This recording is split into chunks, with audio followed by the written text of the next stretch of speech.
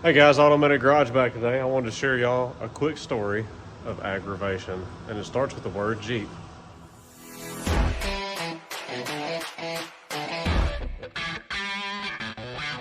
So those of you that watch the channel regularly probably have seen this Jeep over here in this area of the shop, roll around back and forth, motor in it, motor out of it, everything else. We had the video up of the initial original motor to the Jeep pulled out with the chunks of pistons that we got out of it.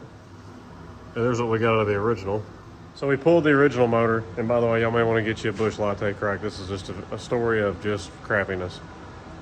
So we take the original motor out. We find out the piston is destroyed.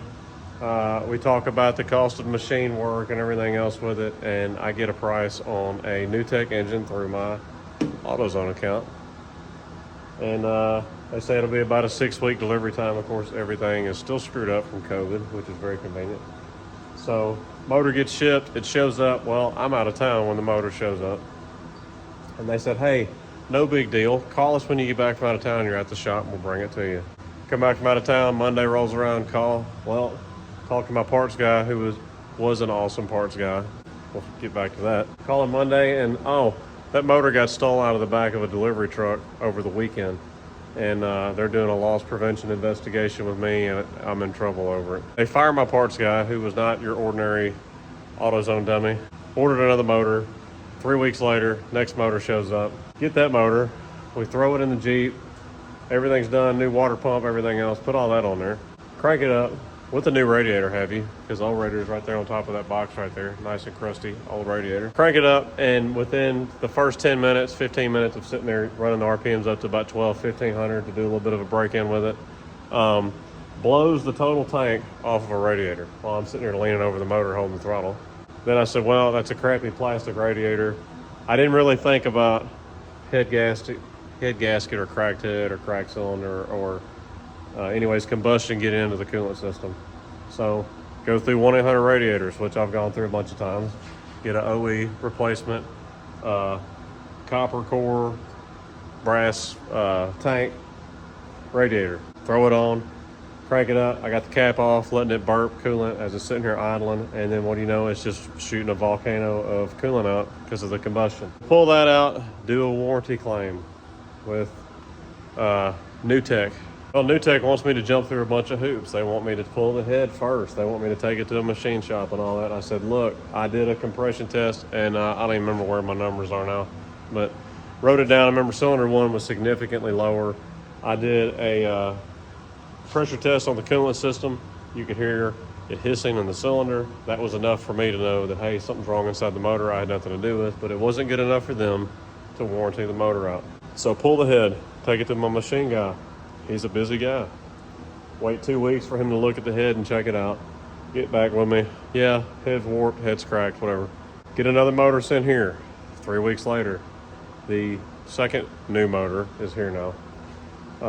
Go on and replace everything again that we replaced on the first one.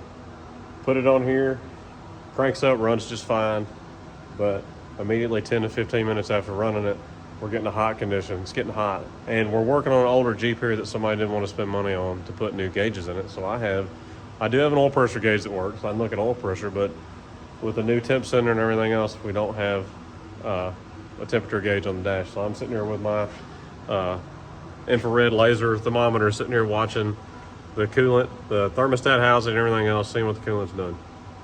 So it's getting hot, it's getting hot, it's getting hot. I'm thinking, well, maybe it's a sticky thermostat. Pull the thermostat housing off, take the guts out of the thermostat, put the body of it back in, run it, think it's okay again. 10 minutes later, it's getting warm again. So pull that off, and I'm just sitting here scratching my head at this point. Why is it getting hot? Why is it getting hot? So then I go back and look at all my paperwork of all the parts that we bought and look at the part number for the water pump. There it is right there. A CP3413 is a serpentine reverse rotation water pump. Well, what do we have here? Oh, we have an old school V-belt normal rotation, clockwise rotation. So, they sold me the wrong water pump, and they look exactly the same unless you sat there and study the impeller. So, water's been pushing the wrong way through this motor. So we got another water pump ordered. It'll be here tomorrow. We're gonna put the water pump on this, and I'm gonna put another new thermostat in it since I cut the other one up, experimenting with this. I just knew if I ran it without a thermostat at all, the water would rush through the system so fast that it would just never have a chance to cool through the radiator and just get hotter and hotter. So I was trying to put somewhat of a restrictor in it. I wanted to tell y'all the aggravation of this story with the Jeep here. And I know that this is a Ford Power Stroke channel. This was helping a friend out. And it turned into a real fiasco. A whole lot of fun. The Jeep from hell. So just like everybody says, just empty every pocket. Very true with the Jeep. But just letting y'all have an update on what's going on. I've been trying very consistently to put one, if not two videos up a week. I know y'all have seen this in the background. It was here for an EGR cooler replacement. The owner decided they really didn't want to put any money into it, or just wanted to sell it. I made an offer on it. Got the truck at a very reasonable price. I actually drove it to the fire department the other day because the battery was dead on the little trash truck sport track that I drive, because my truck was hooked to the trailer. Meanwhile, at work, I get an offer on the truck from someone, and he made it worth it without me having to put any work into it. So I'm going to give him the EGR kit for it. He's going to do it himself and save money on that. So all I did was really clean the truck up, and I fixed a knock that was in the front suspension, which was just the sway bar bushings. But we're going to catch y'all back up on the normal content. We got some stuff that's going to be happening on Miss Automedic's excursion soon.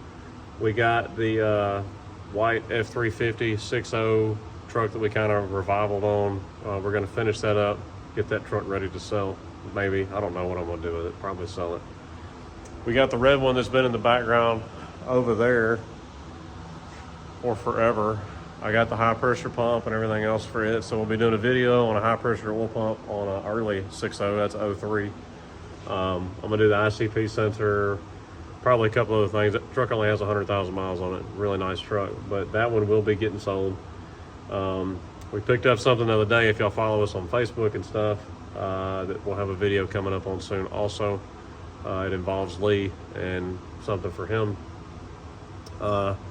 Anyways, yeah, just giving y'all an update, throwing a video out there. I'm not big on doing talking videos, but I figured the pain in the butt this Jeep has been, that would be worth talking about it. And I really hate I lost my parts guy over that, because I'm not really doing business with AutoZone anymore now, because I was buying parts from him. He knew how to sell parts, he knew how to look up parts, he knew how to take care of people, and they kicked him to the curb over this whole motor fiasco.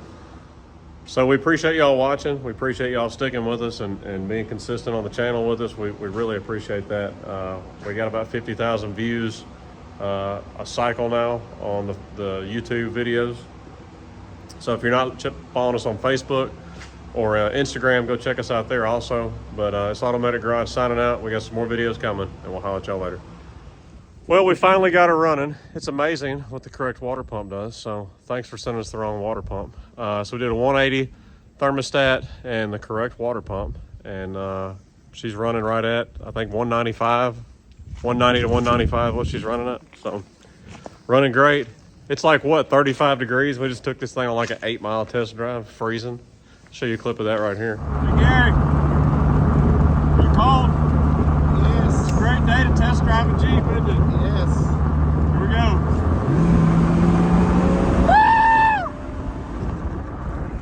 So we're gonna warm up now. It's Automedic Garage signing out. We'll holler at y'all later. Go check out our other videos. Mainly Ford content, not Jeep content, aggravating Jeep content. So me and Gary will holler at you later.